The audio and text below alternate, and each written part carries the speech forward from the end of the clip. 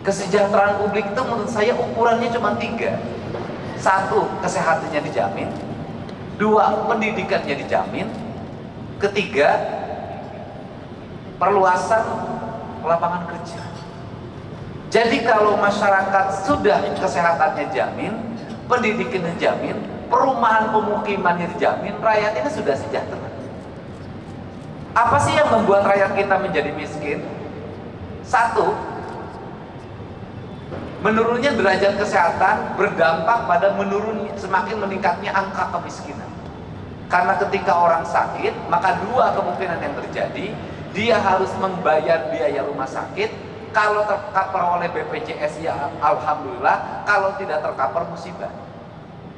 Ketika dia sakit, maka keluarganya kehilangan pendapatan.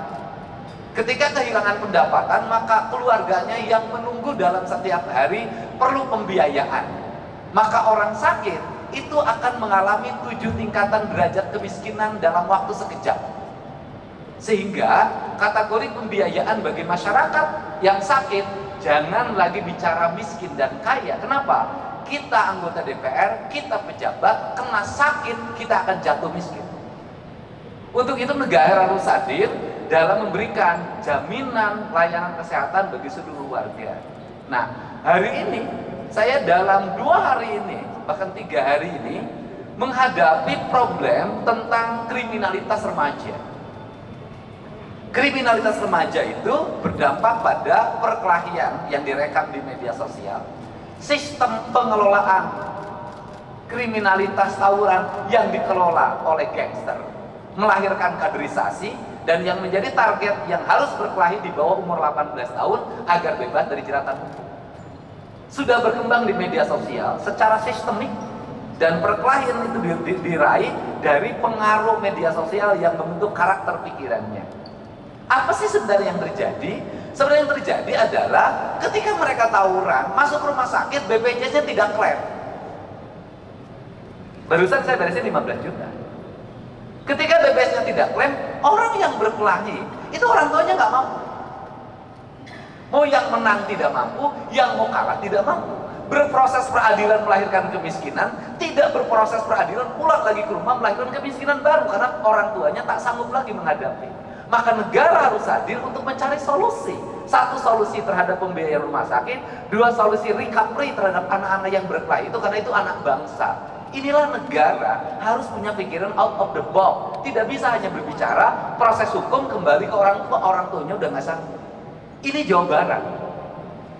Nah, untuk itu apa sih yang terjadi para anggota DPR yang saya ini mantan ketua Komisi E DPRD Kabupaten Purwakarta.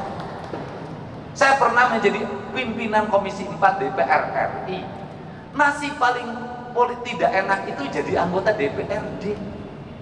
Kenapa nasibnya tidak enak? Kritis diomongin, nggak kritis diomongin.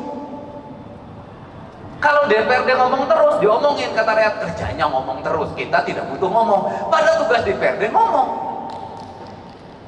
Nggak ngomong, diomongin juga, dapat duit tuh. Nggak ngomong-ngomong, pokirnya udah dibagi, nggak ngomong lagi.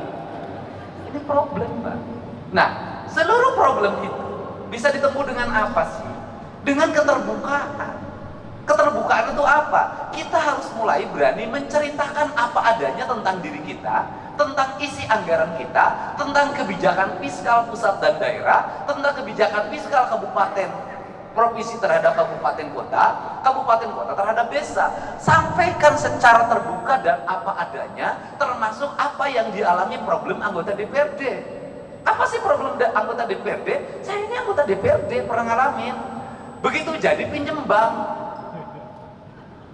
honornya tinggal sisa 5 juta lagi.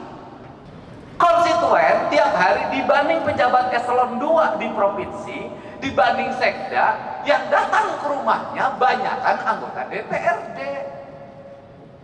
Anggota DPRD tunjangannya sudah habis dijaminkan ke bank BJB, tinggal 5 juta yang mintanya tiap hari.